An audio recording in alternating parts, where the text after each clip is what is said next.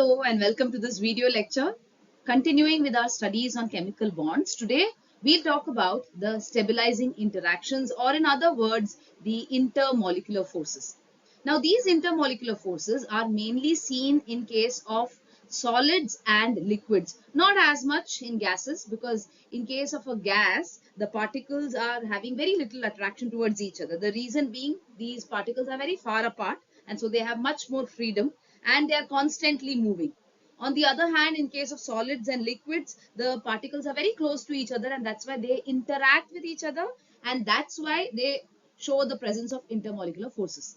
Now, these intermolecular forces are extremely important for us because they define various properties. They are the intermolecular forces are the ones which give rise to properties such as boiling point or melting point, vapor pressure, the capillary action, surface tension. All of these properties are being defined based on the intermolecular forces, the range of intermolecular forces, the strength of intermolecular forces that is present in a particular matter, or in case of a particular substance.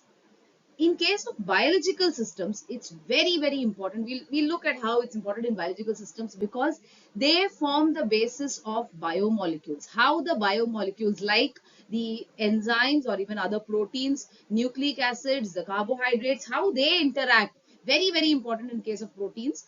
How they interact is based on the different types of stabilizing interactions. So what you can expect in this video is we'll talk about the various stabilizing interactions like ion-ion interactions, van der Waals forces, and under van der Waals we talk about dipole interactions, hydrogen bonding. We'll also talk about hydrophobic interactions, and at the end we will discuss a few questions from past papers of CSIR net. So do stay tuned till the end of the video where we'll go through a few solutions and problem solving. Before we start with this video, just a reminder, please do like and share this video amongst your friends as well. Now, as seen in our previous video, between two atoms, that is when the atoms combine together to form a molecule, we could have forces such as an ionic bond, or there can be a covalent bond that is being formed, or a metallic bond. Now, these forces are very strong, relatively much stronger. These are called as intramolecular forces because they are within the same molecule. But when many such molecules come together in a container, or when they are present in the same system, between the molecules, whenever there is a force or whenever there is an interaction, that is what we call as an intermolecular force. So if we see over here, the bond that is being formed between H and Cl is a covalent bond, which is a strong bond.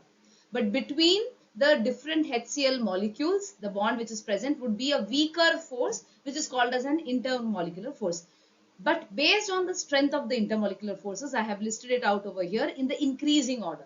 So van der Waals forces are one of the weakest forces. They are distance dependent interactions between the molecules. So they are not very strong. They're comparatively weak and quite susceptible to disturbances.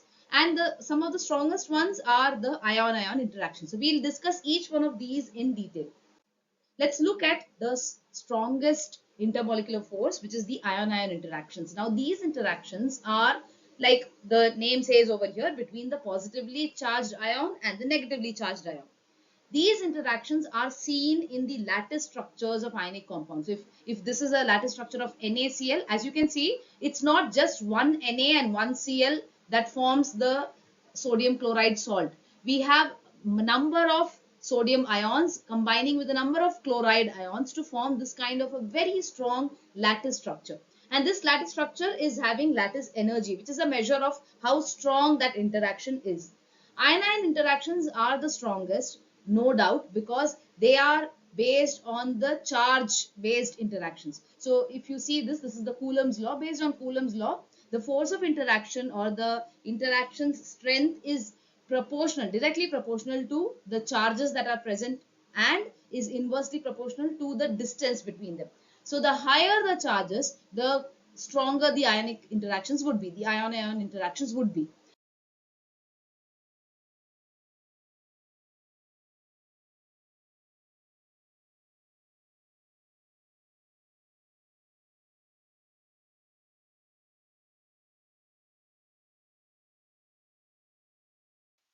London dispersion forces are the weakest of the van der Waals forces. These forces are seen in non-polar molecules when the non-polar molecules develop a temporary dipole.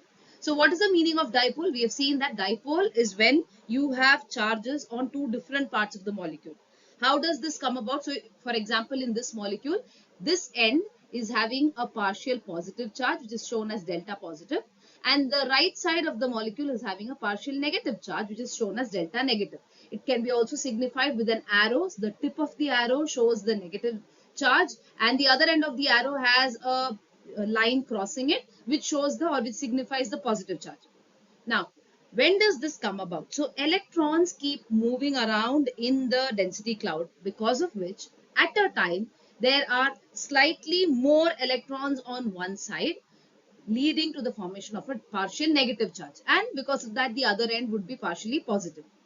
This induces a dipole in the neighboring molecules as well. So all the electrons go towards the opposite end because like charges repel, and now I have a partial dipole that has been, or a dipole has been induced even in the neighboring molecule. So you can see over here there are the negative charges have gone to one end, and this end would be partially positive. Again, when the electrons move around, you have the shifting of the dipole. You have the negative end coming towards the left side of the molecule in this case, and the partial positive charge would be on the opposite side. So this kind of temporary dipole is formed even in non-polar molecules. And when you have the attraction between such temporary dipoles, that is what we call as the London dispersion forces. Now, larger the electron cloud, larger or higher would be the polarizability. So, larger electron cloud is usually seen in larger molecules, which means larger molecules would be more polarizable, and because of that they would form a stronger temporary dipole, which means they would be able to induce a stronger dipole even in the neighbors. So what you need to remember is, for our questions, what you need to remember is that if it's a large molecule, automatically that molecule would be inducing a larger dipole, a stronger dipole in the neighboring molecules. Also, it has been seen that molecules which are having higher surface area, for example the linear molecules, so linear molecules which have a higher surface area will show stronger London dispersion forces or more London dispersion forces. So these are two things you need to keep in mind for the questions. Now when we talk about dipole-dipole interactions, here it's again a dipole, but it's not a temporary dipole. This is seen between molecules which have permanent dipoles. That means it is seen in polar molecules. So in polar molecules which already have slight charge, ends on, or you can say they are split into slight differences in the charge. For example, HCl, one end, which is chlorine, is more having a slightly negative charge or partial negative charge, whereas hydrogen in HCl would be having a partial positive charge. So there is a permanent dipole that exists in polar molecules, and because chlorine is more electronegative than hydrogen, and because of that this leads to a dipole-dipole interaction. So both London dispersion forces and dipole-dipole are based on dipole moment. But what the point to remember here is that London dispersion is in non-polar molecules because it's a temporary dipole, whereas dipole-dipole interaction is between molecules with permanent dipoles. The third type and the strongest of the van der Waals forces is the hydrogen bond. For a hydrogen bond to be formed, you need to remember that it has to be sandwiched between two electronegative atoms. Now here I have shown you the picture of water, but then hydrogen bonds can take place with other atoms as well, especially when hydrogen is bound to nitrogen, oxygen or fluorine. So when you have highly electronegative atoms on both the ends and hydrogen is in the center, that is when we call it as a hydrogen bond. This is a very important bond even with respect to the biological molecules, and because of that you have questions on hydrogen bond coming up repeatedly in the papers. This hydrogen bond results when there is an attractive force between hydrogen that has been covalently bonded to an electronegative atom, like in this case oxygen, but it can be nitrogen or fluorine, and it is attracted to another electronegative atom in the vicinity. Usually it is attracted to electronegative atoms which have lone pairs. So when this attraction takes place, that is what we call as a hydrogen bond, and it is a very strong bond. In fact, the strength of hydrogen bond can range from 4 kilojoules to up to 50 kilojoules per mole based on which are the electronegative atoms involved. The reason this happens is because there is an electronegativity difference happening within the molecule. So if you see this molecule of water, we have oxygen that is bound to two hydrogens, there is an electronegativity difference between oxygen and hydrogen. Oxygen is highly electronegative, so it will have a partial negative charge, and hydrogen is, because of that, getting a partial positive charge. Now, when there's this charge difference is there, that hydrogen is now attracted to another electronegative atom which has lone pair on it. Now, what we need to remember is that though oxygen, nitrogen, or fluorine are highly electronegative, they can't remove the valence electron from hydrogen and form a hydrogen ion, because hydrogen doesn't have any core electrons. So there is a very, very polar covalent bond, that is highly polar covalent bond, that is taking place between hydrogen and oxygen or nitrogen or fluorine. Because of that, this de-shielded hydrogen is actually, very attracted to the lone pair of the highly electronegative atom that is there in the vicinity. That is the reason this hydrogen bond takes place, or this hydrogen bond occurs. So what you need to remember is that it is a bond which is very commonly seen in case of water, like I've shown you over here, or you will see examples of ammonia where this bond is seen. So NH3 is again a molecule which shows hydrogen bonding with its vicinity with the molecules in its vicinity, or hydrogen fluoride is one. We see hydrogen bonding that in the biological systems. We can see hydrogen bonding in the DNA. We see hydrogen bonding in the proteins. Very, very crucial for the structure of both DNA as well as proteins. The hydrogen bond is the reason why we have this. The strong bond is the reason why the boiling point of water is this high, because each water molecule can form four hydrogen bonds. This is again something that you should remember. Each water molecule can form four hydrogen bonds. How is that happening?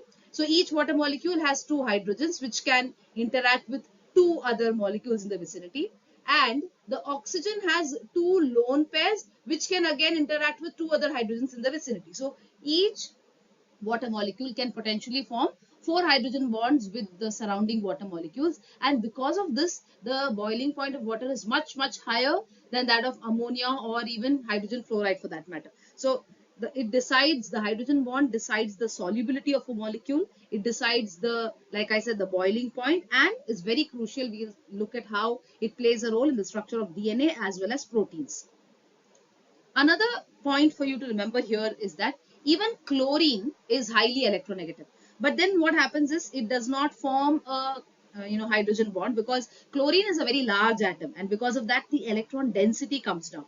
But in case of solid crystalline hydrogen chloride, which is at very low temperatures, they have seen that there are weak hydrogen bonds present. So only when HCl is in a solid crystalline state and it is at low temperature, only then have they found weak hydrogen bond. But otherwise, along with Cl, you do not find it. You mainly find hydrogen bonding taking place with oxygen, when hydrogen is bound to oxygen, nitrogen, or fluorine. As you can see over here, hydrogen bonds are found in the DNA or even in the RNA, where you have the hydrogen that is attached to the nitrogen in the bases, forming a hydrogen bond.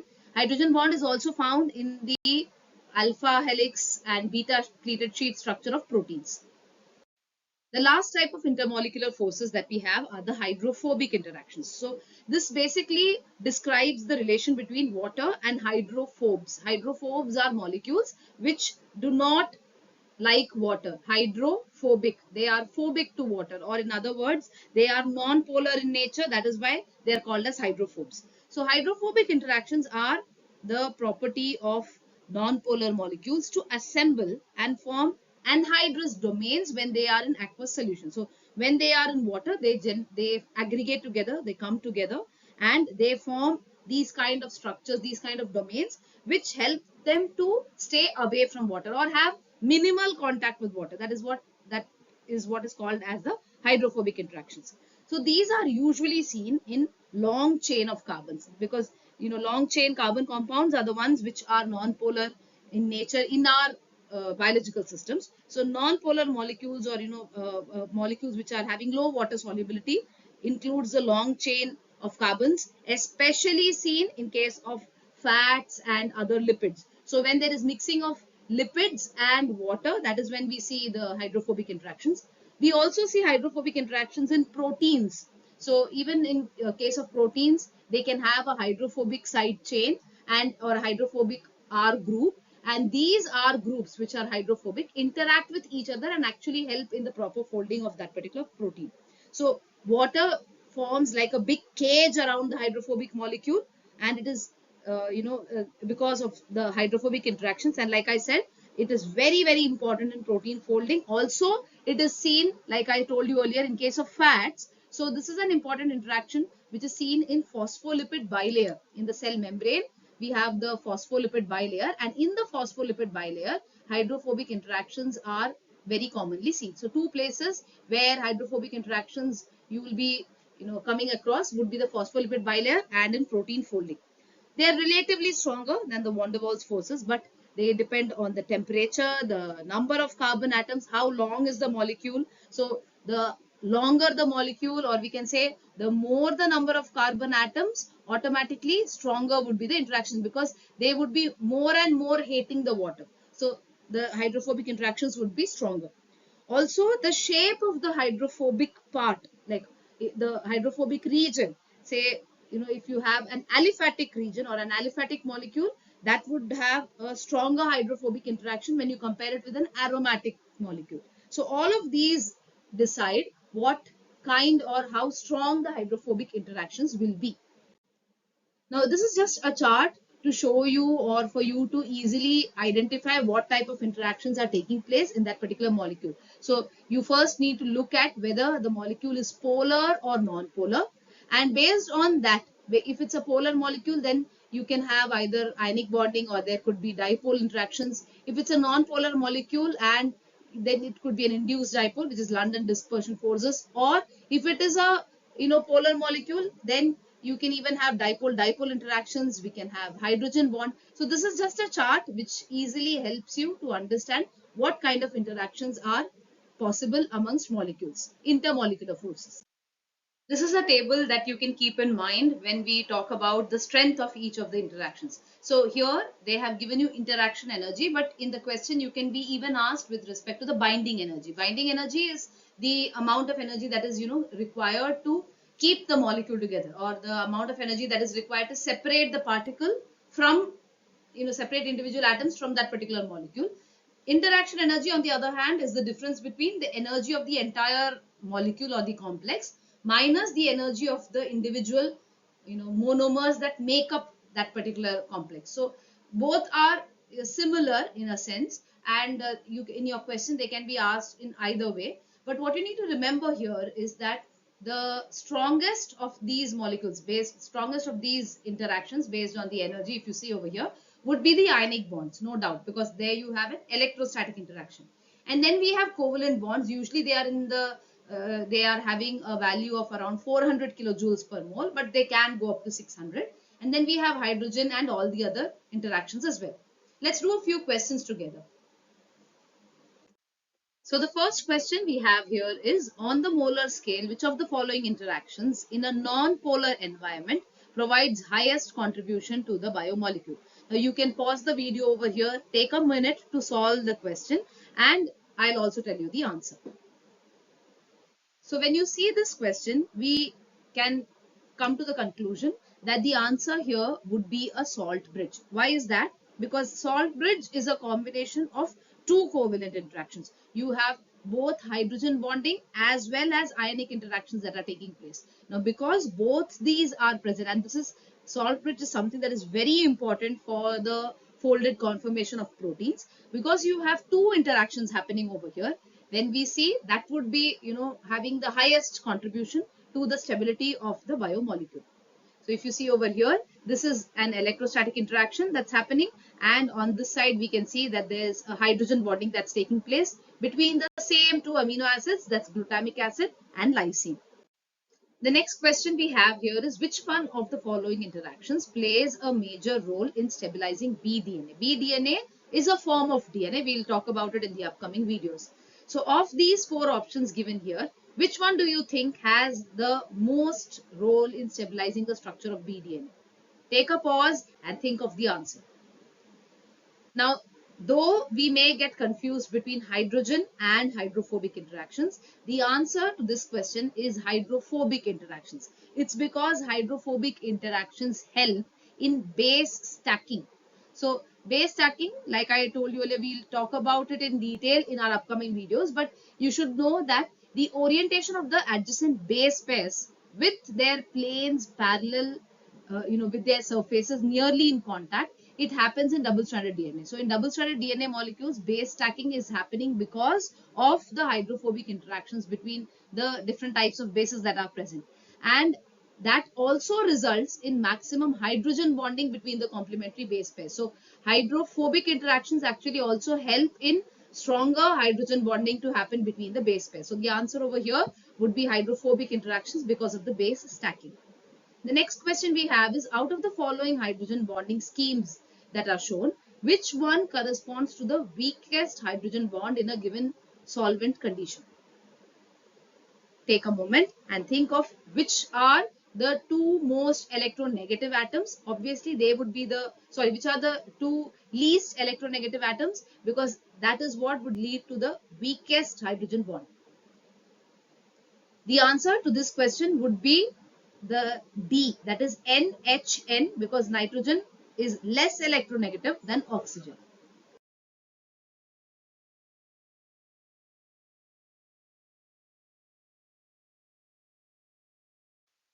Okay, so the next question here says the interaction energy between atom A and atom B is around or approximately 400 kilojoules per mole. What type of interaction would be present between these two atoms? Now, for this, you need to go back to the table that I had shown you earlier, and if you see that table, you would know the answer. Take a pause and think of what type of interaction it is. The answer is covalent interaction, because covalent interactions usually have an energy range between 60 to 600 kilojoules per mole. Ionic interactions will have more than 600, or more than 560 kilojoules per mole, very high energy, and so this is an easy way for you to differentiate between or to know what kind of interaction is present between the atoms given. Just for your information, a pi-pi interaction is a particular type of dispersion force, that is a type of van der Waals force, which is established between unsaturated polycyclic molecules. So when they interact with each other, that is what we call as a pi-pi interaction. Okay, the last question that we have here is the maximum number of hydrogen bonds that can form between hydrazine, between the NH2 and water is.